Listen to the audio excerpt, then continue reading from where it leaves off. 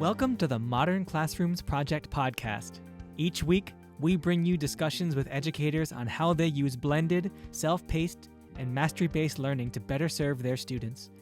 We believe teachers learn best from each other, so this is our way of lifting up the voices of leaders and innovators in our community. This is the Modern Classrooms Project podcast. Hello and welcome to episode 200 of the Modern Classrooms Project podcast. Y'all, my name is Toni Rose and they, them pronouns. I am a designated hype person here at MCP. And what that means is really I do community engagement. So I get to be in community and I get to just celebrate and empower and support educators all across the country and sometimes outside the country as well. And so, which is really dope. And I am joined today by our co-host, Zach, who we also used to teach together, which is really exciting.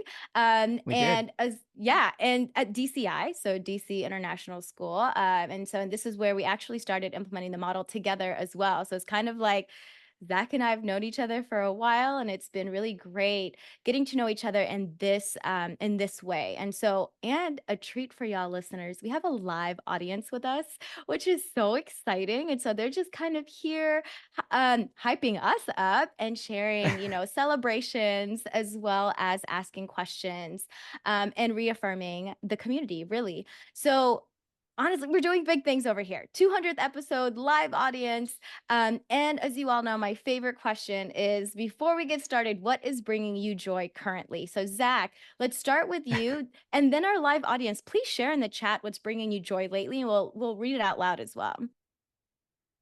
I mean, I feel like the answer for me is so obvious that it's almost cheating, but this live podcast, episode 200, is clearly bringing me joy. It's been a long journey, right? And it's been an amazing, amazing journey. I really, really enjoyed making this podcast. And I can't express how thankful I am to all the listeners for listening, right? For coming along with us on this journey. I edit this every Saturday and, it's a lot of work. You and I work a lot behind the scenes, Toni Rose, but it's so fun. It's so worth it. And it's so good to see that people are listening and are resonating with what we say and what our guests say. I'm not on all the episodes and I listen to them when I edit them and I listen to the guests and I'm like, these people are amazing, So yeah, that's amazing. I'm in Peru. I'm here visiting my wife's family. And so we're, it's summer vacation. We're just chilling, seeing family. We've been here for a month. And I've been looking forward to this. So here we are. I'm definitely joyful to be here. Oh, I love. Okay, and y'all are gonna hear my dogs. They love to also participate in podcast recordings. So if you hear some barkings, I have 4 dogs at home, so bear with us. So Avery shared, something that's bringing me joy is giving my dog belly rubs while she lays down in the grass. That's adorable. Allison, I've been traveling this month, and we took my puppy to the beach. He loves it, and it brings me joy. Y'all, dogs. Honestly, just This pets, is a dog right? podcast. Yeah, this is a dog podcast. I have a cat. We're a cat family. Boo. Those are fighting words, honestly. Sorry, not sorry. Yeah, Amy saying it's a fair week. So my kids are showing their animals at the fair. I love watching them. Oh, that's so great. Oh, cool. Cheryl saying, being invited here at Ending Summer Institute with so many new implementers has brought me joy. Oh, a summer rainstorm, y'all. I'm in Georgia and we have had thunderstorms the past 2 weeks, honestly. And it's been really beautiful coming from being in Washington State where we didn't have thunderstorms. So it's definitely grateful. I took my dogs for a walk actually and got caught in the rain. And I was just like, oh, this actually feels really nice. It's not cold. Blake, hi Blake. Good to Blake says see being able to you. wrap up the summer and start getting ready to go back to school. And I feel like Yes. I have a love-hate relationship with that feeling. But yeah, I'm ready to. I'm excited for the coming school year. Yes, definitely. And you've got a lot of changes as well, which is really interesting too, Zach. So I'm excited for us to have that conversation too. And then Frank, Yeah. congratulations, Frank, being accepted into the MCP mentor program. I know Frank, you and I have been Congratulations. talking, right? Like you and I have been talking about this for a while. And so I'm so glad. And y'all, Frank texted me and was like, "Hey, can you call me?" So I was like, "Oh my gosh, emergency. What is it?" I was like, "I'm actually at a conference. Let me call you as soon as I have a moment." And it was Frank telling me, like, "Hey, I'm applying for this and I need a thought partner." And I was like, "Oh, yeah, this is an emergency. Let's do it. Let's have this conversation." I love it. Um, Beautiful. Okay. Well, I mean, I think again for me, goodness, the podcast, right? Like being able to connect with all of you, being able to see your faces, being able to recognize a lot of your names and a lot of your faces as well, which means that you've been completely or super engaged in our virtual community and probably as well as like our in-person events as well. So again, just thank you for showing up and being here. All right, let's go ahead and get started. Y'all, we already talked about how it's the 200th episode. This is so exciting. It's completely just I never thought that we would reach 200 episodes because in my head I Right? was like, it's the model. Like how many people do we need to have a conversation with about this? Where people are just like, are they going to be tired of us talking about the same thing? But we've just kind of embraced where this journey has taken us, and we've invited in school leaders and community leaders and just thought leaders as well in education and education adjacent spaces too. So we're really excited to be able to elevate and amplify those stories. And so we are actually surrounded by a live audience again. And so surrounded by some of our most avid listeners of the podcast. And we have some educators who are also here to share their success stories using blended self-paced and mastery-based learning in their own classrooms. So, Zach, do you want to talk about the quick updates for this upcoming season? Sure. And I just, before I do that, I want to piggyback on what you were saying about getting to 200. You had the idea to start doing seasons, and that's awesome. I love the seasons, but I don't know what happened. We're in season 6 now, and I feel like we just started doing seasons. I'm like, where did all this time go? That feels more monumentous than 200 episodes almost. That's like a lot of seasons. That's a lot of half years, you know? Um, I love it. I love the seasons, and I love organizing. Toni Rose does an incredible job, people. You'll never see the spreadsheet, but it's very organized. Um, Which is hilarious, Zach, because I have ADHD and organization is definitely my weakness. well, I would never have known. The spreadsheet maybe is your superpower then. Yeah, no, seriously. The seasons are great, and I just love I'm like what was season 3? Like when was season 2? Geez, that was must have been so long ago. Must have been like right in the middle of the pandemic. Anyway, um, so updates for the podcast. We have some pretty big updates for this new season and moving forward. The main one is that we're going to start actually publishing videos of the episodes on YouTube. So not videos of our faces, although I'll get to that in a second. We're going to be publishing the episodes on YouTube in addition to as a podcast. And I'm just going to put like the static image, right? The logo of the podcast as the video. So people can listen there if they want to. But we are also going to start clipping little video shorts from the episodes and uploading those as well. Toni Rose, you're way more plugged into the social media end of things than I am. I assume that you'll be taking care of that part, posting those. I'll be putting them on YouTube. We're gonna start dabbling in a little bit of video. So that's the big update to watch out for. And I'm really excited to start doing that, to see the podcast sort of grow in those sort of different directions. Same audio as always, right? We'll always be publishing the podcast as an audio podcast as well, but branching out into some new media as well. Yeah, and I know that Zach and I talked about this where it was like one of those things where we have to share it with people or else we will never Right. do it. We needed to say it here so that we could be held accountable. Otherwise, we would never do it. We had talked about it a little bit before, but we needed this. We needed the push. Now Yeah, we need to be held accountable by you all, and we will. and We'll do it. And I feel like we need a tracker for us too, like our own individual You're tracker to right. make sure that we are on point with this because I know that we have added, transcription to make we've actually just really thought about how to make podcasting more accessible for everyone, right? And so we've done transcripts, we've done blogs, we're trying to do shortcasts. And so we want to just make sure that our listeners have different entry points when when they're listening to the podcast. And the thing is that I really appreciate about this podcast too is that Zach started this out. This is his baby, and he has just said yes to all of my wild ideas of like, I want to do this and I want to do that and I want to do this other thing. And he's just like, yes to all of it. And so we're excited to just continue making this a better experience, not just for me and Zach as hosts, but for our guests and for our listeners as well. And so Right. what and of course we always try to tell our listeners too, like, hey, email us. We're really open to feedback, like we're receptive to feedback. We love feedback. We don't know what we don't know, so let us know. And we often get emails from folks that are like, hey, you haven't covered this topic, or I really need help with this topic, or you know what, I disagree with this thing that you said on the podcast. Like that really creates a beautiful conversation. So please continue to do that. Zach and I really, really love engaging with listeners, and also just our brain being expanded, right? Like we welcome that, we love it. Our feelings will Yeah. not get hurt with any of No. the feedback that you have for us. Right. We've also gotten emails that are like, there's no audio for the first 10 minutes of the podcast.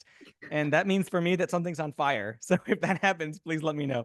Um, but yeah, I just edited one of the shortcasts. I think it was either this week or last week with Steve Schlarman, who he reached out to us and then became a guest on the podcast by asking us basically a question about how to plan for multiple preps. And you and I, Toni Rose, we were like, that's like, we need to talk through this. The episode, it's a challenge. He works really hard. So props to Steve. But yeah, we love getting those emails. I love reading from or hearing from listeners and reading those emails and engaging with people. Yeah. Well, all right, listeners and live audience, we will take questions at the end. So you're more than welcome to ask any questions that you may have. You're more than welcome to unmute or put in the chat as we continue to kind of just talk through all of our wins for this episode.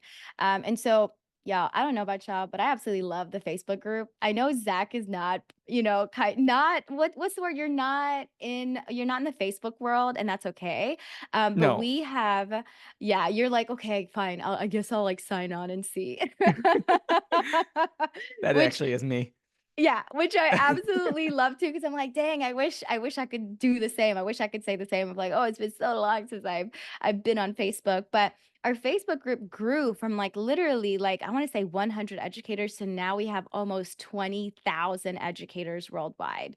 That is so dope to me and wild to think about like, hey, we have educators who want to join this community to share, to showcase, and to celebrate and to ask all the questions. And the beauty about this thing too is that our community consistently I guess like cheers each other on as well as like call each other in as well, right? Like if Yeah. there's like some kind of deficit mindset or a question that's asked or is being where things are not being said the way that it's being construed, right? Like there's a lot of healthy conversations that are happening. And so, and then if a new implementer is like, hey, I really need help with this, our community comes in and says, hey, this is how I do it. Here's a picture of an example of how I do it. DM me, reach out to me, email me, share this with me, right? Like it's such a beautiful, again, just such a beautiful community. And and there's other communities that or other groups that have actually been created outside of this group. So there's like MCP ELA teachers, MCP math teachers, which I think is also really, really dope. There's even one I think for like arts now, Zach, because I know you and I have talked about how there's not Ooh, a lot of arts I gotta get on teachers. that. I know, but you don't get on Facebook, Zach. So I don't. I will. Maybe now I will. oh, That was maybe the now. motivation I needed. There you go. If there is, I do want to check it out. I probably know a bunch of the people that are in there. Yeah, you I mean, probably do. yeah. Um, I just like 20,000 people. It's like I don't, I mean, that's so many people. I think first of all, it's like clearly showing that the model, we're on the right track, right? Like it resonates with teachers, it resonates with students. It's clearly validating and speaks very highly of the importance of self-paced, mastery-based learning. But also I think that like if that many people, like we're not all doing the exact same thing in our classrooms. There are 19,000 different modern classrooms, you know? It's such a flexible model. And it's, I feel like just doing the podcast and speaking with people that are implementing, you hear how different modern classrooms can be and how flexible and how accommodating the model is. I think that's awesome. People are talking in the chat about hearing stories and advice, right? It's like, oh, it's just so cool to like get a little glimpse into somebody else's classroom and be like, oh yeah, I didn't even think of that. But totally modern classrooms can do that. You know, it's Yeah, so and flexible. right, and I think another thing that I really like too is that our community is very intentional with saying, "I do this for my classroom," right? Like for Mm-hmm. me, this is how I do it. And not necessarily saying you should do A, B, C, D. It's more like, here's my own experience and here's how I basically overcame this challenge, right? And I just love it.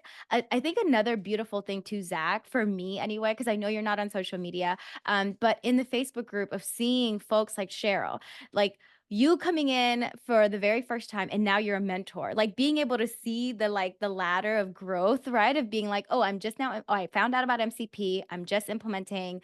I went through the VMP. Now I'm a DMCE. Now I'm a mentor. And just being able to see that like step ladder growth. Yeah. And I think like Avery also is one of those educators as well, who's now with Modern Classroom full time, right? And so it's just really exciting to see this grow in a way that I'm just like, oh my gosh, I feel like y'all are my students and I see you growing and I'm just so excited that you're excited and like let's just keep it up. And so I really appreciate that. And it's actually such a great segue too, because Allison was saying, like, I love reading the stories and advice in the group. And so we're gonna go ahead and switch because Zach and I will talk all day. So we're gonna stop talking and we're gonna like pass the mic on to a couple of our educators who just enthusiastically was like, yes, I would love to share my wins and what I've shared in the Facebook group and in the community as well. And so, one of our community members in the Facebook group actually asked this question of, has anyone analyzed their state test score results comparing MCP to traditional teaching? This is my first year using MCP and I'm still learning what works, but so far my state scores aren't better. Now, this is a reality, right? And this is why I'm kind of sharing this. I'm working so hard to get everything right, but some of my apathetic learners have gone down in score significantly. I don't plan on giving up, but I need to make more adjustments for accountability next year. Frustrated. So, when I say like this is such a beautiful post because A, this person is literally sharing how they're feeling and also saying like, "Hey, I'm struggling and I know I'm not going to give up. I just need some help." Right? I need another perspective. I know that I know I have some students who are apathetic. And so I want to be able to create a better environment for them. So I need help. And this is kind of what I was talking about earlier, too, right? We've created this brave ish environment for folks to just be able to show up as themselves and share Mm-hmm. their wins and their struggles. And so Amy Little is here, which is exciting, with her co-teacher. And she had commented, she basically was like, hey, we use self-paced with writing specifically. And this is the second year in a row we've had phenomenal results. 2023 scores for writing were 24% above average. 2024 scores, our scores for writing were 72% above standard. Don't give up. Adjust where you know it lacks and definitely continue to hold kids accountable. Totally worth the work, in my opinion. So it's funny because I reached out to Amy and I was like, Amy, can you please just like talk about this post that you shared? And she was like, can I invite my co-teacher? And I was like, yeah, duh, of course. Like, that wasn't even a question. And so I'm really excited to just, yeah, welcome in Amy and Amanda. And I'm going to pin y'all. So y'all can see them. And yeah, join in. Tell us all the things. Yeah, so I just want to preface by saying I hear a storm coming in. So if we lose connection, I apologize. We hear the thunder already. But I do want to say that The biggest win for us, I think, was the ability to differentiate. So the reason I asked to invite Amanda is because we have a double classroom. We're in a non-traditional setting. There's 40 to 46 kids in our room with us for one class. And we both teach language arts together. And we have a special ed teacher in with us. So we're not in a typical single classroom, single teacher situation. So for us, it was really discouraging to be able to help all of the students where they needed met. And so we did a lot of research and professional development independently to try to find the best approach. And we stumbled across this Modern Classroom project just a week before school started. And we were like, this is not a lot of time to get the mini lessons ready and do all of our recording, but we're going to do it. And we haven't looked back. It is honestly the best decision we've ever made for our classroom. When you've got 45 kids in a room, how do you help them at their level individually? And it's just been amazing. And every year we go back and we revisit, and I love the flexibility about it. I think the differentiation is amazing, but we can also be flexible to our needs as well. And that's one of my favorite parts. And so this year we've decided that we're going to differentiate even further. So the students can work at their own level, at their own pace. We have differentiated assessments for them, and we're going to take it a step further and try to even meet the needs of them as readers. So yes, we're doing mostly writing, but we can, they have sources that they have to read. And so the source material that we present to them for their writing assignments, we're going to differentiate. And it's a step-by-step process. And I think that's why I reached out to that person on Facebook, because we sometimes, I'm sure we all feel like failures at one point or another. And so, to visit something after an entire year of work and say, oh, we're going to go back and redo all of those videos. We are this summer, actually.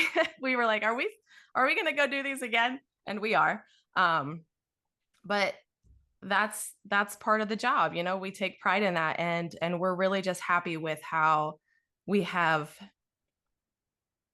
I don't know, created the self-paced environment. And I'm going to let Amanda talk for a minute. Yeah, I think for me, the biggest win is seeing their mastery checks and getting to work with them, because now that we're chunking our writing into small segments, we can see specifically where students are at, instead of like, oh, I hope they got it during that lecture with all these 40 some kids.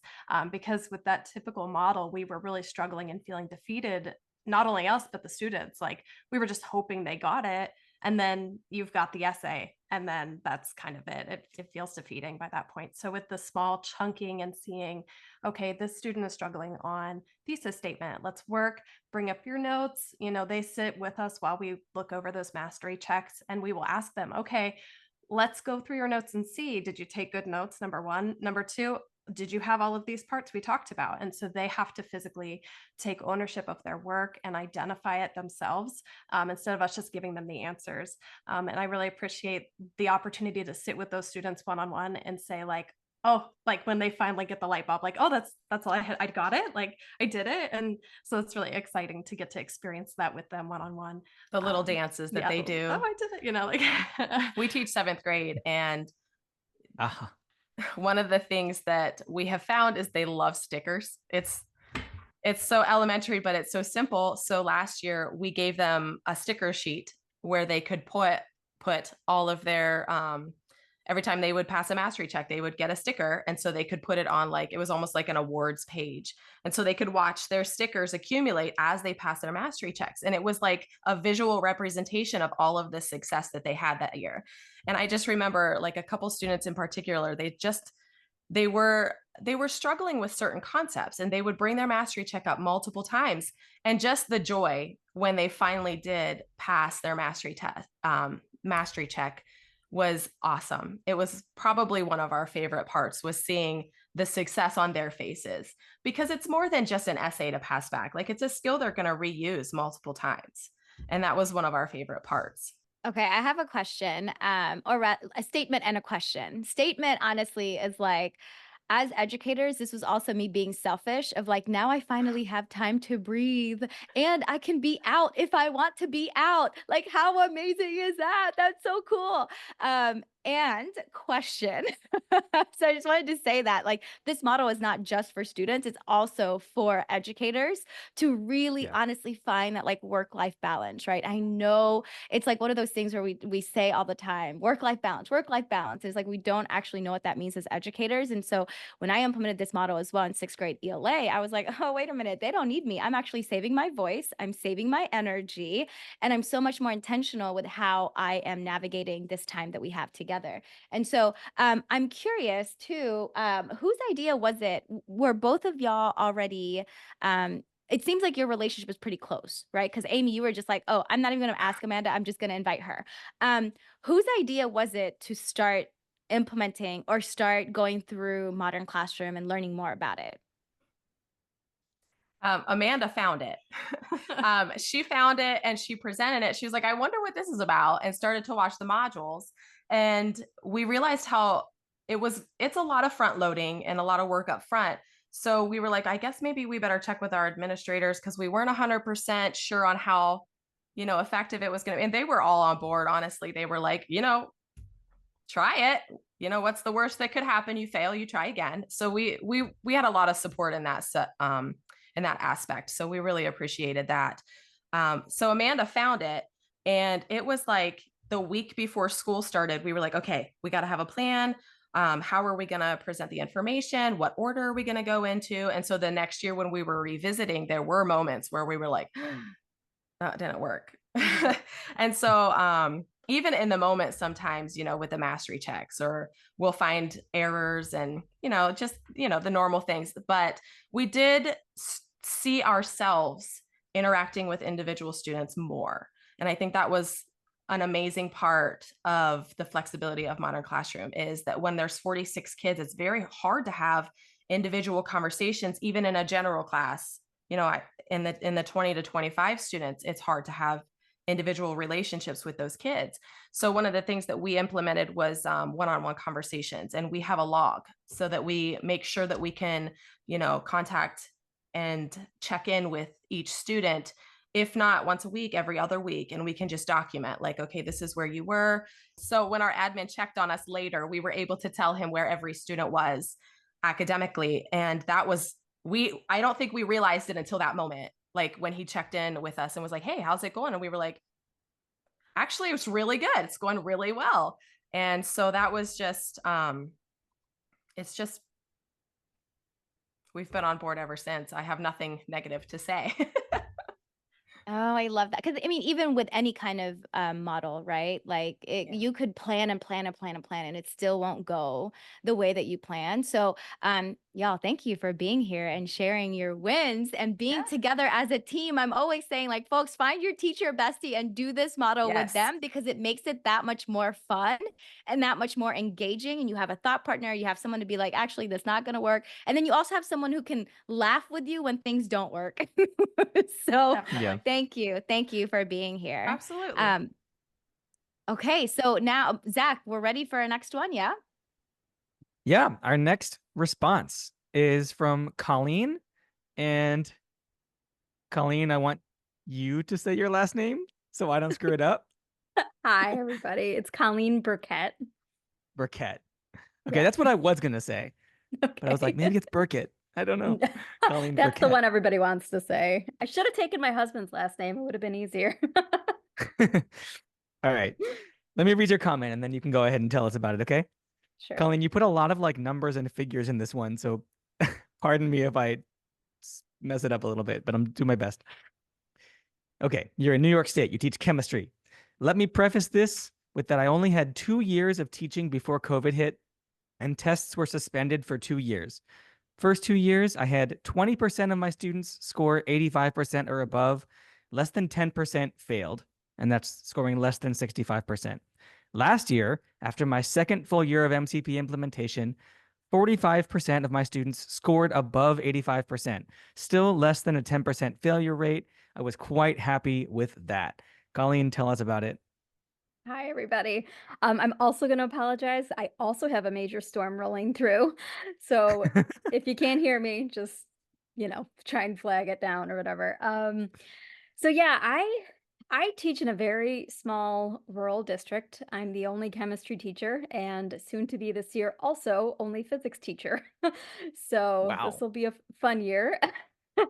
um, but I actually found out about MCP because they were trying to get the word out and doing like little um, like I don't know, they were like giving like little like introductions to different districts and kind of just start describing what it was and offering the mentored program with a grant for the summer. And so my curriculum director um passed that along to me, knowing that I had during COVID attempted to do a bit of a flipped classroom situation. And she said, well, you've already kind of got some of that down, you've got the videos. Do you want to try, see what this is about? And so I listened to the spiel and I was like, yeah, I kind of do a version of this already, but I don't have it as well thought out as this program seems to have. So I full steam ahead, went through the mentored program, had a great local mentor. He was just a few towns away, and we Hmm. were able to, he wasn't chemistry, but we were able to really think through some major concepts and ideas together. And then in September of 21, went full steam ahead into MCP for my on-level Regents chemistry course. So Regents chemistry is just like New York State's like exam. Regents is the exam that you have to take at the end of the year. Right. Um, and I mean, it just right away, kids took to it like nothing else. I think they love the organization of it. They love seeing like a plan for a whole unit from the outset. I think every day we don't think about as teachers the stress that these kids have like weighing on them from all aspects of their lives. And that sometimes when they walk into a classroom and they have no idea what's coming that day, they that does give them stress, and I don't think we give that enough credit. And so it's seeing and just knowing that every day there's a plan and they can see it written on a piece of paper and they know which days we're doing labs and they know which days, that we're going to have tests and that they can, do those mastery checks when they need to. Not everybody has to be ready to do it at one time. It really lessens that overall stress, and I think that's been one of the biggest wins for my students is just seeing the reduction in stress overall. Um, I continue to survey my students constantly and ask about how they feel about the project, and they unanimously love it. I think I've maybe had one kid in 3 years who tell me they just don't like watching videos. And I'm like, well, you also don't want to listen to me talk, so Right. um, but I did ask. So now because of my position as chemistry and physics teacher, I'm essentially going to wind up having kids for potentially 3 years in a row. They'll go from like the on-level chemistry Wow. class to physics to college chemistry, which I teach. And it's like a dual credit enrollment course. And I asked my students, 90% of them are going from Regents chemistry to physics next year, which is like unheard of. And I asked them if they want me to do the same thing. I said, if I can make it happen, I said, I'm not promising anything because it is a lot of front end work, but do you want physics to run the same way? And they were like, yes, please. And so that was great. And that's my plan. I've been working on it already, trying to get physics rolling. And, I mean, it does help me too, because, I think it was Amy was just saying it's all that front end work, but then you have that time in class to work with kids individually, and then you don't have to be so tied down to like, oh God, I have to finish this particular lesson today, Right. so that's been great. In terms of the test scores, to just follow up with that, in New York State, We want, we have what we call mastery um, of the Regents exam, which is an 85% or above. And actually for chemistry, that is quite difficult to achieve because unfortunately, New York State decided somewhere along the way that they wanted to give a negative curve on that exam. So like if a kid actually mathematically scores like a 90%, they'd actually get like an 86 on the exam. It's terrible. Um, but so it's very difficult to score that 85% and above on the test. Not so difficult down on the lower side, but at that mastery level, it's hard. And I could not believe the difference. Like I said, going from, about 20% of my students able to get that mastery level prior to the MCP method. And now I'm at 45% of my students Yeah. achieving that. So More than it's been double. great. Yeah. Yeah. Unbelievable. And then of course you have a few kids that are like a point or two away and you're like, oh no. But they're, they work hard. My students, they want to learn. I think that's one of the benefits of being kind of in an upper level class is that I have kids that want to be there because nobody's forced to be there. So asking them, to go the extra mile has not been difficult, and they really have risen to that occasion. So, yeah. I mean, it sounds like it definitely resonates with them. And something that you said that I want to sort of talk a little bit more about was the way that like I guess we underestimate the stress that they're under from all the different classes they're in and all the different stuff that's happening in their lives, right? Um, that's I feel like before modern classrooms, I as the teacher felt like lesson planning was me like orchestrating a performance every single day, a new performance, a different performance, right? And now with modern classrooms, like the content's all in the videos, all the stuff is posted, everything is done. So when they walk into the classroom, I'm not like orchestrating, I'm not directing the class Right. in the sense of like a conductor directing an orchestra, conducting, you know what I mean? Yep. And that takes a huge load off of me as the teacher, but it also takes a big load off of the student because they walk in and they know like I'm not going to be like pulled through or like directed through this performance today. If I need to sit Right. down and chill for a minute, I can chill for a minute, Right. If I'm ready to learn, I'm going to dive in and I can maybe get ahead or whatever the Right. case may be. But there's this sort of layer of like performance to traditional classrooms, or at least my traditional classroom, that I feel like is just gone now that it's a modern classroom. And so, yeah, that really resonated with me. It Right. takes a load off of both teachers and students. Yeah, and I think Toni Rose said it too, something about, that how did you say it? That oh, like the students, oh, I can't even remember what you said now, but uh I be saying a lot, Colleen. So yeah, well, you were saying it while Amy was talking, and now I lost track of what I was gonna say. But but like in terms of like teacher mental health, right? Like, it feel yeah, when I was just first starting, I felt very much like, what am I going to do tomorrow? Am I going to have enough for these students who Right. are, working ahead and understand things? What am I going to do with them? Right. And then what are you going to do with the kid who missed 3 days of school and doesn't know what's going on? Right. Because chemistry is so sequential. If you missed, Monday, Tuesday, Wednesday, Thursday, you're going to have no clue what's happening. And so it has made a big difference in terms of like the culture of the classroom and all of that.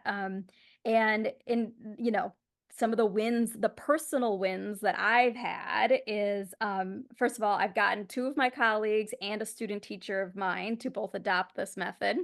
And the students are excited that my colleagues are jumping in. And so that was exciting. I because of this method was nominated for and won the outstanding high school science teacher of the year 2 years ago. And No and way. thank you everybody. And then because of that, I wound up being asked to write an article for the American Chemistry Teacher Association, and Toni Rose thankfully gave me the go ahead to do that. And so I have a published article now where I give MCP the credit for helping me to develop this method. I mean, those are amazing things for being 6.5, 7 years into a career, right? So, I think that's, personal, and yeah, my personal life. I feel like my stress levels just down here now instead of, it's been wonderful. So yeah. Thank you, Amazing. everybody. Yeah, congratulations. Look at this. Look Yeah. at the chat popping off. Thanks, everybody. Yeah. That is Colleen's just amazing. over here, just like flipping her hair, like, no big deal. I did all of this. Well, I have to Um, thank I have to thank my administration too for being so willing to take the chance on it, right? Because they could have been like, "Girl, you don't know what you're doing," like, and or whatever, they just. I mean, I was blown away by how much they just let me run with it, and now when they come in and watch it, they're like, "Man, we wish everybody was doing something like this." So, Yeah. yeah, I it's mean, but great. I keep hearing also, like, in everything that you've said, I keep hearing how much the students appreciate it Mhm. too. Like Yes, it's just really coming across in everything you say is how much the students appreciate and want more modern classrooms, yes. which I think is I also really, really amazing. I at the end of the year and, throughout the year, I'm constantly giving surveys and asking the kids, to tell me what they think. I want the feedback. If you don't like something, tell me so I can change it. And the kids Hmm. just don't change it. We love it the way it is. We like this. We like, and like this is my favorite class. I've never liked science before and I love this class, or, and you're just like, what? I feel sometimes I like am sitting back and I'm like, nobody needs me right now, right? Like everybody's just working together and doing their own things. And I'm just sometimes amazed by how independent they can be at 15 years old. So I mean, honestly, Colleen, this just kind of brings up the idea too of like, it's not really the content, it's how we teach that content, right? That absolutely. matters. Like, literally, I hated history and I hated math, and it was because of how it was taught. I could have been a math person, but math ain't mathing for me right now because of the way it was taught. It wasn't something that I could relate to, and I didn't have the autonomy or even the space to make mistakes because it was just like, oh, well, like that sucks for you. We got to keep moving. Right. And so I love this whole thing that you're talking about with transparency, right? And just allowing our students to really own their learning because this is their learning experience. Y'all, Yes. as educators, we already went through our learning experience. We got to create the space for our students. Like, it's not always about us. As much as Right. I would like for it to be, it is not about us, right? And so I really appreciate your time, Colleen. Thank you for being Thanks. here, and thank you for doing the work as well with our students, with your school leaders. So shout out to your school leaders. Get them to Thank listen to you. this podcast because yay! Thanks, everybody. um, Okay, so we're gonna have Cheryl next, which I have talked about Cheryl for a couple of times already. So I'm actually gonna share my screen because Cheryl actually shared her scores. And so it wasn't it's funny because pictures are worth 1,000 words, right? And so it was just more so like, hey, this is what I did. This is how it looked for us. And so for listeners, you're not, watching the video, it's essentially just the beginning of the year to the end of the year. And it's triangles that has the green, the yellow, and the red. And you can see that as the year progressed, there's a lot more green than there is red for both reading and math. So, which is really, really, really dope. And so, yeah, Cheryl, let's Yeah. talk about what you did, how you did this, what you teach first of all, and where you're located. So for this particular year, I taught second grade, and what you showed on the screen is for second grade. I am going back to fourth grade this year, and I'm super thrilled for that. But what I love about this is, for me, I don't compare my scores year to year from class to class. And the reason I choose not to do that is because I am my worst critic. And if my scores dip, it's not because of my teaching, it's more so of what's going on in the classroom. Every classroom is so different. And I feel like I do a disservice when I'm comparing myself from the class before to the class now. And so I have chosen to compare beginning of the year to end of the year. I look at the middle one and make adjustments, but that I never look at the score. I do look at that picture. And then at the end of the year, I take a look at those percentages so that I can see my growth. I am thrilled with math. I actually took on a new curriculum last year. And in that curriculum, it was Zern Learning. And what I did was I was able to take my students that were in the red and take them all the way back to the gaps that they had, and learn, and they were able to work through those gaps to come up to their second grade level. And that is just amazing to me, how they were able to do that in the classroom, self-pacing, 7 and 8-year-old little kiddos.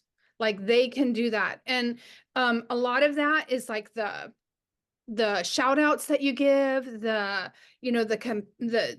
at the end of the year were just like, where's this student, where's that student, where are you at? And it was just let's see how much we can finish. And it became a game for them and was absolutely amazing. I had a physical tracker for second grade, and they love to move their clips. With the reading, what I was looking at this, and I'm like, I know why reading isn't so wonderful. And part of that, well, I think the why is because I'm not able to use Modern Classroom with fidelity. I have to teach, the phonics live. That's what my district wants me to do. So I have to do that live. I can't do it in video. And so if kids are missing that phonics piece, or they miss a week at a time, which happens quite a bit, then they miss that, and that causes that gap. And so that's a real comparison between that self-paced and not self-paced as well. And I'm just like, those scores for me were just tremendous. And I've been doing Modern Classroom since COVID hit, because I'm a fixer, and I didn't ever want to get stuck like that again. And I found Modern Classroom through Ditch That Textbook, and have been doing it ever since. I absolutely love it. Oh, and it just brings me so much joy because I don't get to work with a lot of elementary school teachers. And so when I started seeing your posts and then I heard about your stories, I was just like, hey, Cheryl, like join in this space. Like, let's do a Q&A together.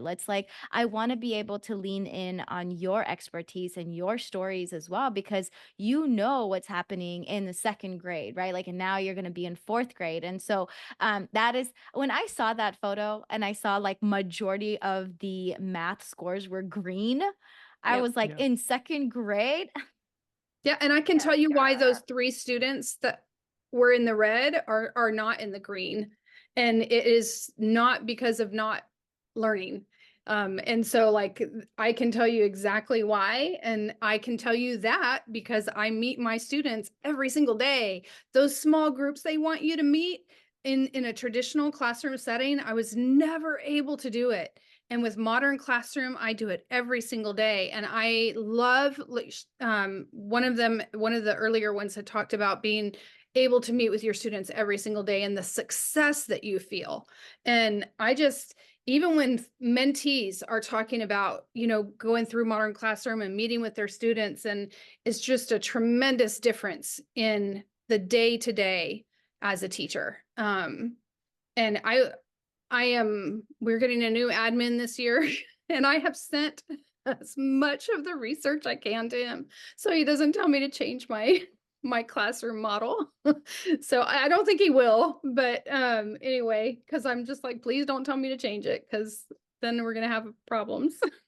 Yeah, So, you're Yeah. getting ahead of it, right? Like you're gonna go ahead and say like, hey, here's how I do it, instead of them finding out yes. and being so like, oh my gosh, what are you doing? You're not, and then all the misconceptions and the assumptions, right? So kudos to you for go ahead and saying like, hey, I have a new admin, so I'm gonna go ahead and get my spill in and invite them in the classroom as well. And I know, and again, too, Cheryl, you are just so great at showing up for our MCP community.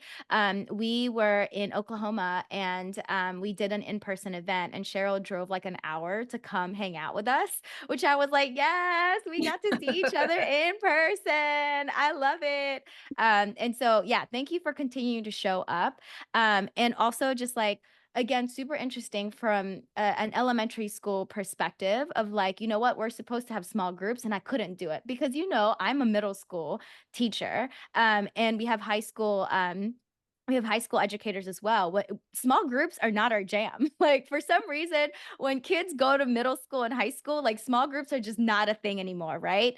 And that's because we don't have the time, we don't have the capacity, or we don't know how to make the time, honestly. And so with MCP, it really forces us to create the time for small groups, to create this time for one-on-one check-ins. And it's really nice to hear from an elementary school teacher, which I assumed that like all y'all do is small group.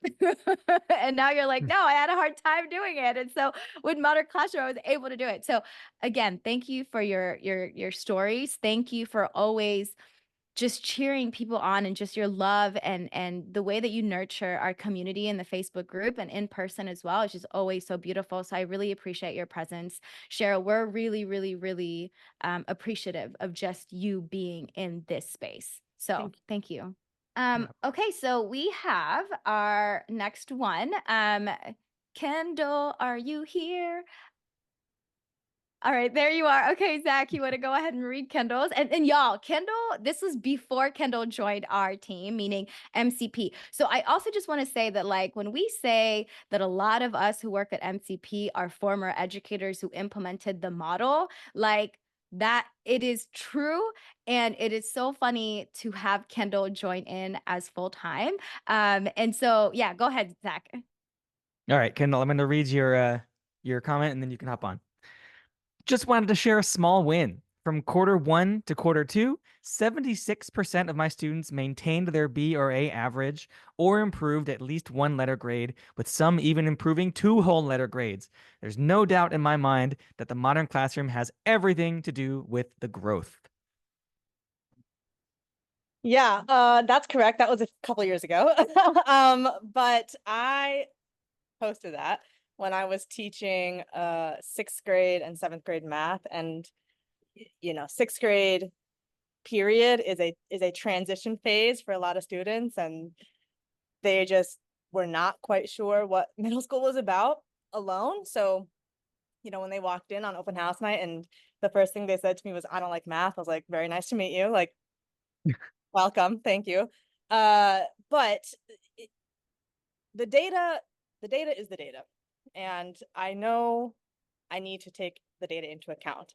However, more important for me, because of that whole transition thing, was my students feeling more confident and comfortable in their capabilities, in their math capabilities. Because, like TR said, I also was not a math person.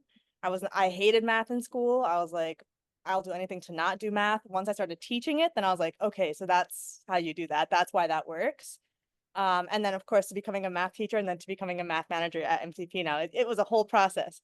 So really, my biggest achievement for me, what I felt was my biggest achievement, was seeing that student who walked in on that first day. Like, this is a true story. She genuinely walked in and said, I don't like math. And I was like, all right. Hearing her mother towards the end of the school year say, like, my child's confidence has grown tenfold. They like math now. Math is their favorite class. I was like, that's fine. Like, I don't think that was me as a personality, because like, I think she had an early class in the day and I was very tired and I hadn't had my coffee yet. So I don't know if it was a personality thing for me, but it was definitely like that space that I gave them, or that MCP gives them, to do it at their own pace, right? Like, I'm not forcing you to continue moving on. I'm not forcing you to like wait for other people. It was just that space. And then also, seeing that student who, quote unquote, is the reputation student, right? Because that they all exist in our schools. People have preconceived ideas of who the student is. Seeing that student, when I gave him the space, if he was having a bad day, I think someone mentioned on here, like, if you're having a bad day, we can chill out, for a second. Seeing him put in the effort to actually start learning and start completing the assignments was the biggest achievement for me. The student, had a lot of trauma at home and just like was not ready to be doing what everyone else was doing. And so we gave him that space and we gave him, here's your task, here's your unit, like, let's figure this out at in your own pace. And so the data, yes, I did see scores raise, but more importantly for me, at least, was that confidence being built. So Those TikTok, like, podcasts with women and they just go, like that's all I want to do is like, yes, yes. It's really the confidence, right? Like we want to build that confidence. Like, yes, data is cool now. Yeah, I hate data. Let me stop saying that. I don't hate data. I love data. I'm shifting my mindset on it. I know it's important. And so really thinking about like it's not just numbers all the time, right? It's also these anecdotes. Like emotions are data, stories are data. And so we also want to accept those as data points. So sorry, Zach, I just jumped in, but I was just like, Yeah, no. yes. I was just gonna say people who aren't watching have to watch now to see you doing that. Well, Kendall, thank you so much for joining in, popping in, and sharing your piece of your story as well. We're really happy that, I got to see you teach, which was always so exciting. I love it when I get to meet people in person. And then you and I have hosted some things together as well. And so I really love being able to work with you as an educator and as well as a full-time MCP colleague / friend, right? Like, because I love this. This is so fun. And Kendall was also on our podcast. So she talked about the resetting MCP in the middle of the school year. And so one way to get a hold of her is Goodreads. And that's something that I will never forget about because it is brilliant. Like, why am I not giving away my Goodreads account? Why am I giving away my email? So appreciate you so much, Kendall. Thank you for being here. Yeah, you also mentioned Peloton in the shortcast, and I kept that ending in. I usually for the shortcast, I usually cut that ending that ending out, but I had to keep that one. That was too much fun. Just so great. So great. Thank you, Kendall. I appreciate your energy. All right. So now we're going to bring in Avery. And so it's funny because I don't even know how Avery and I got into the same virtual space, but I looked at his last name and I was like, oh, definitely Filipino. So I need to really connect with this educator and have conversations. And then learning that he teaches high school ELA, which I was like, oh my gosh, even better. A Filipino English teacher. What? Implementing the model and implementing it well, right? So I was just like, oh my gosh, like how did we not come across each other yet? And so I'm just really excited for you to be in this space. Avery, again, Avery was also in the podcast. So we'll link all of those past episodes with Avery and with everyone else who's been here that's been on the podcast. And so Avery, I'm going to go ahead and share my screen because you shared some data with me that I was like blown away as well. And it's beautifully done. So yeah, Avery, talk us through this. Yeah, thank MCP for this Wow. because this is the research toolkit. So for those of you that don't know, go find the research toolkit. I believe there's a web page for it, but I think it's at the end of the free course. I'll link it. And this is, thank you, Zach. And this is what like I love a lot about seeing that impact because I didn't have the chance to look at test scores, but I did see the difference in student attitudes and my relationships with them. I pride myself with my rapport with my students. I was a little offended when I'm like, wow, they didn't have a good relationship with me at the beginning of the year. And then like at the end of the year, it shot up. But I was just like, this just proves that even more so because of MCP, I fostered more community in my classroom. And I love that that was the results of all of this. And the thing that really stood out to me about this, for those that are listening, there's criteria on here that's like, I understand what I'm learning. I enjoy learning. I'm capable of learning anything. This really just proved that this model empowers our students to take control of their own learning, metacognitively, learn about who they are, how they learn. And I talked about this in that episode that I was in as well, because we were talking about reflection as a form of data and as a form of like understanding our students. And it was just really powerful for me to see my students grow in a way that I didn't in previous years. I had a lot of students who typically fall through the cracks, and then at the end of the school year, after a full year of MCP, they're just like, yeah, you know what? I think I'm going to apply to AP Psych. And they've never taken an AP class before, advanced placement. And then now some of those kids are in college and they're just like, I wasn't even thinking about college, but you know what? Like, I'm capable of doing this. I'm going to give it a shot. And so I think that was like one of the most beautiful things to hear from a lot of my former students who are now, growing into adults. And I know that I'm just sitting here in all the goodness because I know listeners, you cannot see the numbers. But for example, the statement of I really understand what I am learning, there's 20% before MCP implementation, and it goes all the way up to 81%. with Yeah. MCP implementation. So this is like really, really wild. Also, I think for me, one of the things that I really love about this is like I enjoy learning, because I know this is something that I've had conversations with students about too, is like there's a difference between schooling and learning. Students know how to school, right? And they can they can play the game of school. And so it's just like, how can we then create this joy for learning once again? Because again, I feel like in elementary school, right, there's a lot of joy. And then for some reason, when it comes to middle school and high school and like higher ed, the joy is gone. There's just a lot of compliance and a lot of just like, oh, I just gotta do this. And so for listeners, I enjoy learning this statement.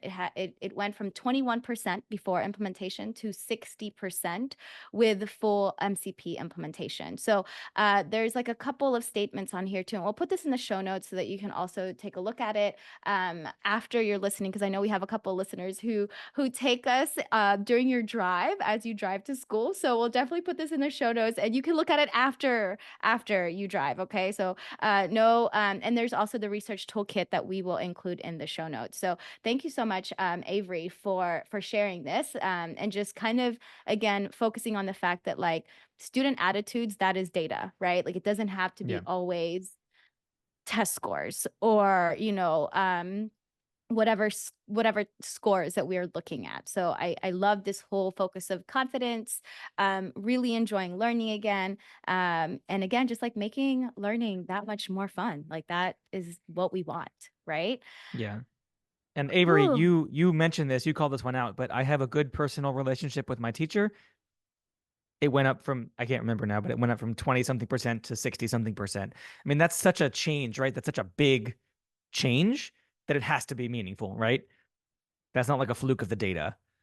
Right. That's Yeah. like your teachers, or I mean, I'm sorry, your students really responding and resonating with the modern classroom And and like with you as their teacher. right. One of the other things too, this isn't necessarily related to the relationship piece, but was because I was building MCP as like the kids were conducting the train, like I was putting the train tracks down while it's going, right? I feel like Right. we've all been there because it's a lot of front loading, Mm-hmm. like everyone mentioned. Um, there were points in time where there were lulls in the curriculum, and my head of pace students are just like, hey, can I work on stats? Can I work on a push? Can I work on this? And I'm like, yeah, get out of my hair, go do what you need to do. And I didn't realize the effect that that had on some of these students because their time management changed. They started being able to prioritize my class. And when I was, slacking, they're just like, okay, cool, I can work on this project with so and so. It's like, hey, let's work on our stats thing together. And it started creating this other form of like intrinsic collaboration where students were working together on their other work. And when they all became seniors the following year and I had a new batch of students, a lot of them were like, ugh, I can't work on my other things anymore, when I manage my time properly. And so then they started realizing the importance of having an instructional model like this.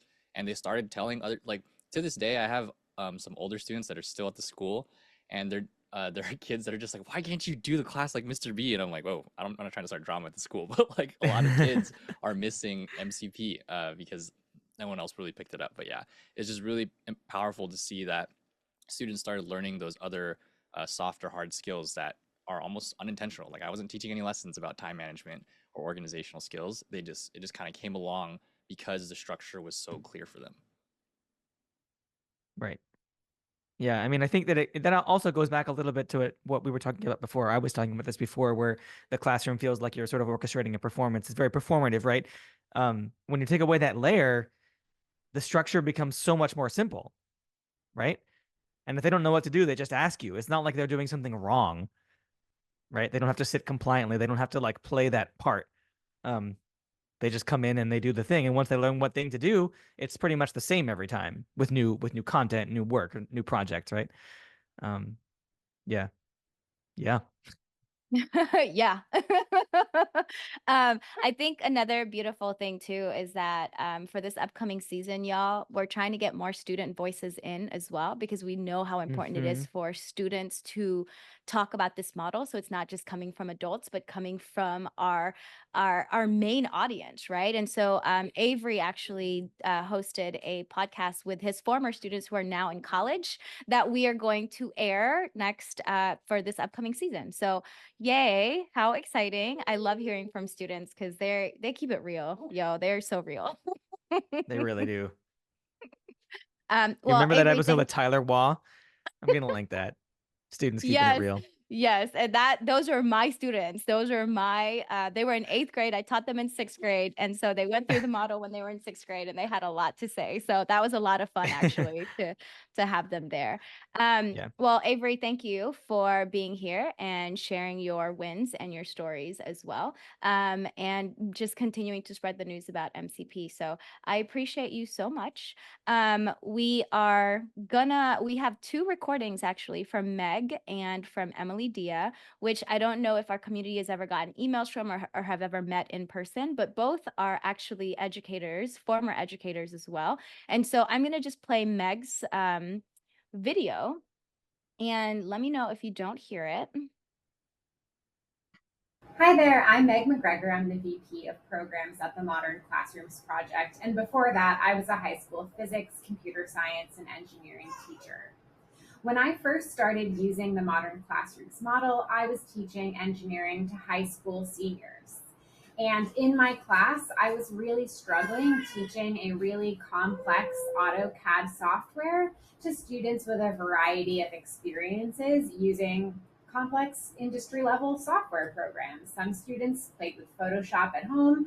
Other students were still learning how to type. So we had a large variety of computer skills and mathematical skills in the room, and we were all trying to learn industry level AutoCAD software. It was really hard. So I shifted my approach to a blended self-paced mastery-based approach. And what really stood out to me when I first started using this model is the independence it fostered in my students, and also the way it let students really customize their own learning experience to meet their needs. I remember being floored when one of my high school seniors said to me, "Miss McGregor, this is the first class I feel like has ever truly prepared me for college." So that's just one tiny piece of my modern classrooms journey. After implementing with that group of students, I went on to implement in all of my other content areas and was just floored by my ability to actually differentiate for my students for the first time in my career. Congrats, MCP, on the 200th podcast. It's amazing to see the reach that the podcast has had and that our organization has had on teachers like you. Thanks for watching. All right. So, and then we have one from Emily Diaz. So Meg was actually able, yeah. So my dog is saying yes, agreeing to all the things, right? And so Meg actually worked with Kareem and Rob in DC in the same high school. And so Meg was one of the original implementers, if I do say, He was I really can one say of the that, very right? first, yeah. Yeah. So it's really dope to just be able to hear her experience as well. And then transitioning into this role to continue again supporting educators through the virtual mentorship program. So, and now we're going to listen to Emily Dia, who was an English teacher, 8th grade English teacher, actually. So here is Emily Dia. Hi, everyone. I'm Emily Dia. I'm the Director of Partner Support here at the Modern Classrooms Project. My pronouns are she, her. I, before this, was a teacher for 20 years, mostly in 7th and 8th grade English language arts, and I live in Charlotte, North Carolina. My work now is to support educators in schools and districts who are working to use the Modern Classrooms model in their classroom and to support them in any way that we can. I joined MCP because this model as a teacher really allowed me to differentiate for the first time, and that was after 18 years of teaching. I started working less on nights and weekends. I started being able to use data to be really responsive to the needs of my learners in class. This model really changed everything for me. So I'm so thankful to celebrate this milestone on the pod with everybody, and hope everybody keeps being brave and amazing and leaning into this innovative model. Have a great year, everybody. I love just like, I don't know, that just like calmed my nervous system down. So, okay, well, I know we are over our hour, which is, I think, Zach, is this our first one where we have more than an hour recording. It's certainly one of the longer ones. I think we once reached an hour and 20 minutes. Okay. Got it. We have Okay. a record to break still, but yeah, Yes, for we our do. commuters, there you go. We have a nice big one for you. But it's episode 200, right? So Yes, and why not? yes. Why not? Y'all, we're open for questions. Any stories? Any other thing that y'all want to share? Talk about any personal wins? Yeah, it's open. I'll talk for just another second. One of the moments that you said everybody needs to find their teacher bestie. And we have talked about that so many times that one of our favorite parts about teaching together is the co-planning that we get. Like if I'm having a bad day, she'll take over. Or, you know, if we're planning and I'll throw an idea out there and she'll bring me right back down to earth real fast. There's a lot of like checks and balances in that system. And I just feel like it's an underused aspect of teaching. Like we have such a support system within our own building that a lot of us, like I know I never took advantage of it until I started to work with Amanda, because you know we're just in our own isolated little room.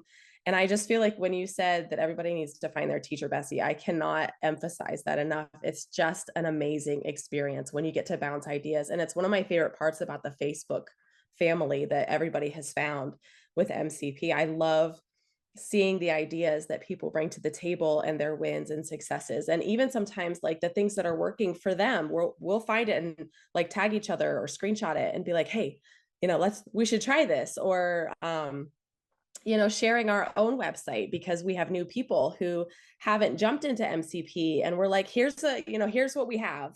If you can use it, great. If you can't, okay. But we know that was the most overwhelming part for us too.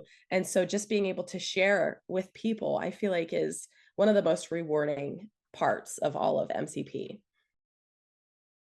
Thank you for sharing that, Amy, because I know another thing too that we often get in the Facebook group is like folks being like, hey, I created this thing. Can y'all give me feedback? Which there's definitely a need for, right? Of like, oh, like people are open to like just feedback and just being receptive and understanding that like I created this thing and it may be perfect for me. It makes sense in my head, but can y'all also look through it and give me some feedback, which I love, y'all, because that in itself is again. Oop, Toni Rose, you still there? Am I still here? Well, while we wait for them to get back, I'm going to read out Cheryl's comment. Cheryl put a comment in the chat also. I want to read out Cheryl's comment because it resonated with me, and it also I was going to say this after Meg's video as well. Cheryl wrote, being able to differentiate has been huge for the needs of my students. MCP has made so many things possible for my classroom and the requirements for the system. And I think that this is me talking now. The differentiation is like, we talk so much about differentiation. It's just that we throw that word around so much.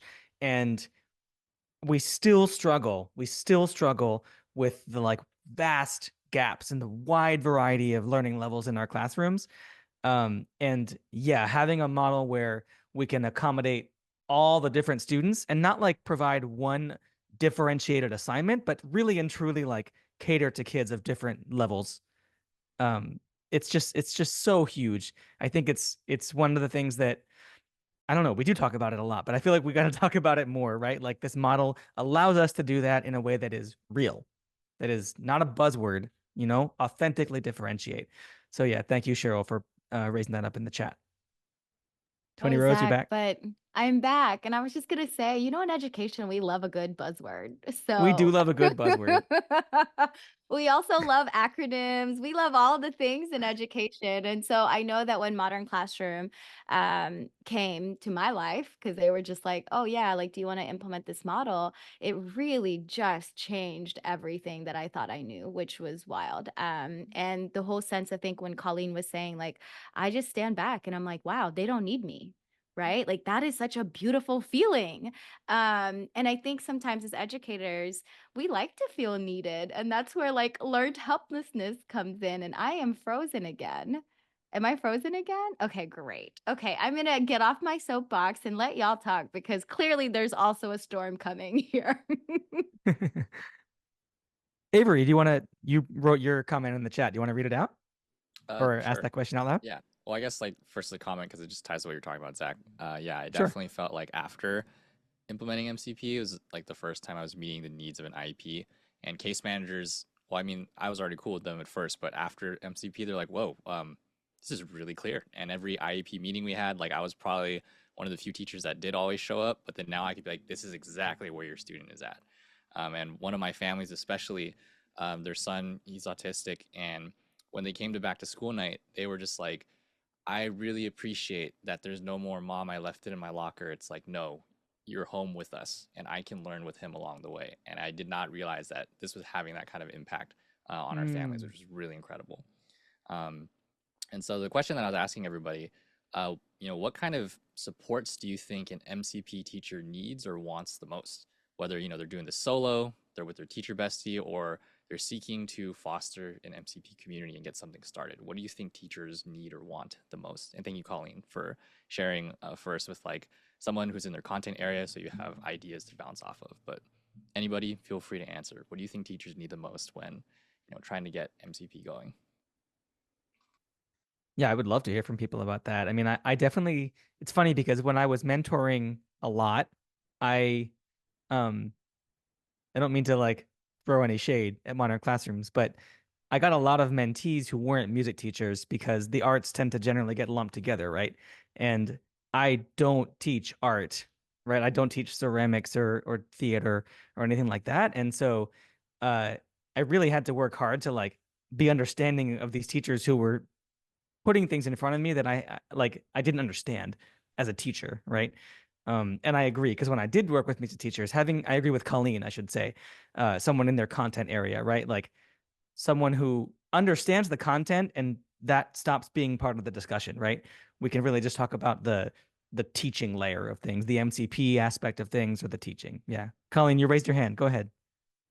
Yeah, I was just gonna say, so even though my mentor was not a chemistry teacher, I believe was a biology teacher, and so just having somebody that was familiar with the idea of labs and how to make labs work with the MCP process Mm. was really like vital to me because that was the hard thing for me to wrap my brain around was like I can't have the way my classroom is set up. I have a separate lab and classroom, how could I possibly have self-paced labs? And then you have safety concerns and all of that. So it was really great to have somebody, even if it wasn't exactly in my contact area, but somebody who could help me think through that. And then just to clarify, in terms of like somebody who thinks similarly to me, like I'm a very organized type of person. So I like to work with people that also have like a higher level organization and want to be very planned out. And that was, so finding that my mentor was sort of in the same way helped me think through like his suggestions and how I could apply them to my own situation. So that was, I mean, doing the mentored program was perfect for me because I had both of those things right from the get-go. Yeah. I think what's really important too is that we really want our educators to advocate for themselves as well, right? Like some of y'all are an island on your own, and we have this like beautiful community. So we want y'all to reach out to us. Like we want y'all to say, like, hey, I need this. I do want to give a shout out to Blake because Blake, I feel like you and I have spent a lot of time together in the implementer meetup. So I feel like you and I just have learned about your journey. And so y'all, Blake is a high school math teacher in Texas. See, I know this because I've seen and talked to Blake so many times. And Blake would be like, "Oh, I'm really struggling with this, and I really need this help." And so I was like, "Oh, bet I have a math teacher who could help you with this." Or even he was connected with one of our math educators in Hawaii, Joe, who's like, "Yeah, like let's talk about all the things, and I can help you with whatever you need help with, right?" And so I don't know if y'all have seen Blake's comment, but just saying like, always need a thought partner. I'm an island at my school, but there's a Facebook group, and I really enjoy the implementer meetup. So, if you have time, if you have capacity, join in, advocate for yourself. Tell us you're struggling. Tell us like, hey, these things are not working for me. I need help communicating these things. Or I need help like creating a better strategy for myself and for my students. So like how we tell our students that we want them to advocate for themselves because there are like 20 plus of them, 40 plus of them, right? We want y'all to do the same as educators, like literally just like, hey, I need your help, and we will be there however you need us to. Um, and I know that one of our listeners, D. Lopez, hi, so glad, or one of our audience members here, so thankful that you're here. You know, you named this challenge for a lot of people, actually, like the admin district support, right? Like MCP is hard to implement if the district and school admin want things done a certain way. That's a reality for a lot of people, right? And so there's a lot of conversations of like, how did educators navigate this space so that their school leaders and their district leaders have a better understanding and not necessarily a misconception or an assumption of how the model works, right? Any of y'all here have that problem that you want to share out what you kind of did with admin, or if there's like some resistance to it? Because I was fortunate enough, again, to our admin just like trusted us, right? They were just like, go for it, do what you got to do. And if anything, they just like elevated us to make our own decisions, as long as we're following the standards and the curriculum. So yeah, anyone here in the group have any comments on that or any thoughts? Well, Colleen says that your admin has been hugely supportive and loves the MCP method. And I also was going to say, like, we had that experience as well. When you and I went through the training, it was actually the school like suggested it to us, right? Like we really got to implement it pretty much freely. Um, and it still is at DCI. So that has not been my experience, I guess, fortunately. Yeah. And I think I'm wondering too, D. Lopez, I was just wondering, is your admin open? Are they receptive to having conversations? One of the things that I always ask or kind of have conversations with educators about is like, hey, like invite them in the house, in your classroom, right? Like invite them in so that they can actually see it. And then one of the things that I always tell school leaders too when I work with them is like, actually, instead of talking to the teacher, talk to the students. Then you'll understand if they know what's happening or if they don't know what's happening, right? And for the majority of it, right, like I want to say even like 99% of the time, our students who are like going through the model can tell you what they're doing, where they're supposed to go when they're finished.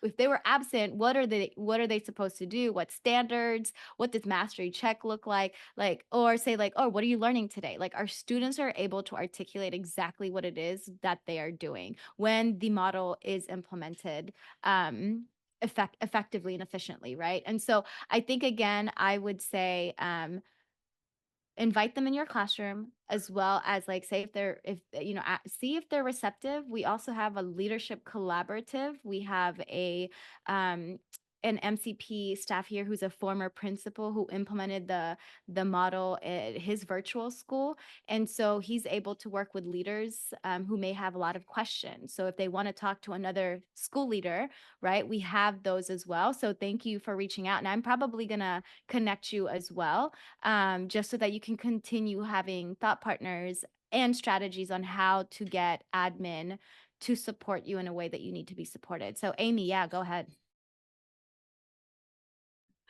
This one's actually Amanda. I'm jumping in for this one. Sorry.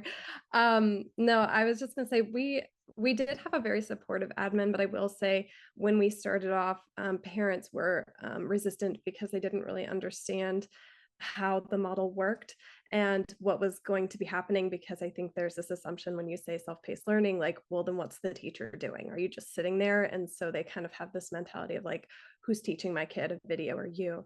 And so Amy's the very organized one in this co-teaching environment. So she was really great about putting together like FAQs and like setting up like a PDF that literally had like hyperlinks and QRs to a lot of the stuff from the Modern Classroom Project. Somebody mentioned I think Avery mentioned the toolkit, and having like the visuals of those charts to show the growth and like that it's much more than just test scores. You're also having better relationships with students, and so I think that's helpful for admin to see as well.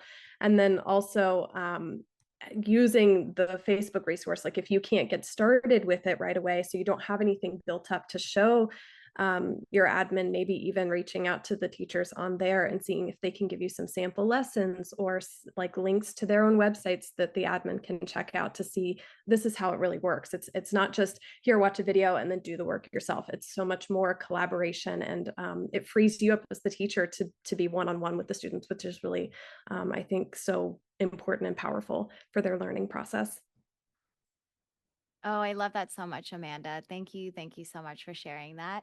And I would also love to add on and say, like, look at your school's vision and mission and your values and tie that in with how MCP can align with that, right? Like, hey, if they want every student to succeed, here's how the model will actually help with that, right? Like, hey, if they're focusing on blended learning or universal design of learning, right? Like, whatever it may be, find a way to connect and align the model with the vision, mission, and the values of the school. And then when we're thinking about teacher observations as well, take a look at that observation sheet and figure out like a way to, again, to align it with like what you're doing in the classroom with modern classroom. So I know we also have a walkthrough tool so that school leaders can know what they're looking for. And I don't know, Avery or like folks in MCP, like that's accessible for folks, right? Like the walkthrough tool. We can provide that for folks, or no? Am I lying? I think Oh, so. it is. Yeah, it is. Okay, I know people great. have found it on their own just through searching. It's not the most successful thing, but yeah, exactly Yeah. what Allison said. Yeah. Yeah, so we definitely have that. So because again, like school leaders, again, this is new, right? And sometimes when folks are resistant, it's because of fear of the unknown. And so when we create transparency and honesty and just being like, hey, this is how I'm doing it, you're more than welcome to come in anytime. I will answer all the questions that you have. Come experiences like the students. And again, just creating this inviting place for admin, because they're humans too, right? They want to do well and they want to make sure that everyone is successful. And so just creating the space of like, let's talk about it, right? Like, let's talk about it. And so if you need anything written, if you need like a one pager or anything, let us know and we'll probably already have it. For folks who have been in MCP, y'all know we have a lot of resources. So we do not want you to do anything on your own. We want to alleviate the stress and we want to support you as much as we can. Thank you, Kendall. Kendall shared a link as well. Thank you so much, Samantha. It's a walkthrough rubric is what it's called. So we'll put all of these links in the show notes as well for our listeners so you're not missing out, because FOMO, we don't love FOMO. So we'll have that for you. Oh, I love it. Okay, great. Anything else, y'all? This feels really good for me. I think, yeah, I there's think lots of now we stuff. have met the longest episode point benchmark. Beautiful. So Zach, yeah, wrap us up. All right. Well, thank you all so much for being here, and thank you to our guests for sharing your experience and your expertise and your wins with us. Okay, here comes the fun part. Listeners, remember you can always email us at podcast@modernclassrooms.org, and you can find the show notes for this episode at podcast.modernclassrooms.org/200. We'll have this show's episode uploaded on the Modern Classrooms YouTube channel and the transcript uploaded by Friday. So be sure to check back in the show notes. All new links, lots of new stuff. So much fun. Okay. Check back in the show notes to access those. They'll be uploaded by the end of the week. We are asking our listeners to leave a review if this podcast has been helpful in supporting you to create a human-centered learning environment through a blended, self-paced, and mastery-based model. It does help other folks find the podcast. Thank you all for joining us live. Thank you to those of you who are listening not live. Have a great week, and we will be back next Sunday. Thank you, everyone. Thank you all so much for being here. Thank you so much for listening. You can find links to topics and tools we discussed in our show notes for this episode.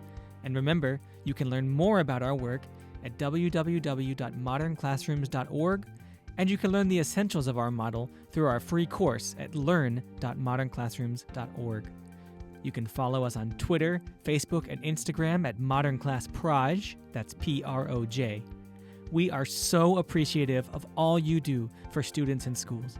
Have a great week, and we'll be back next Sunday with another episode of the Modern Classrooms Project podcast.